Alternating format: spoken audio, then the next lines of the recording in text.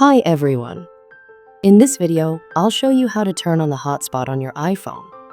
Before moving next, please subscribe to my channel for more tips. If you have subscribed, then like this video at the end. So, let's get started. First, unlock your iPhone and go to the home screen.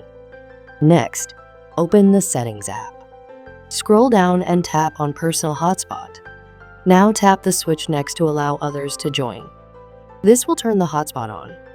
If it's your first time using this feature, you may see a message asking to turn on Wi-Fi and Bluetooth. Tap Turn On.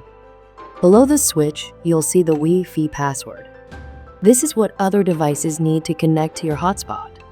For example, let's say your friend wants to connect their iPad. They just need to go to the Wi-Fi settings on their iPad tablet, find your iPhone's name, and enter the password shown here. That's it. Your hotspot is now active and ready to share your internet connection.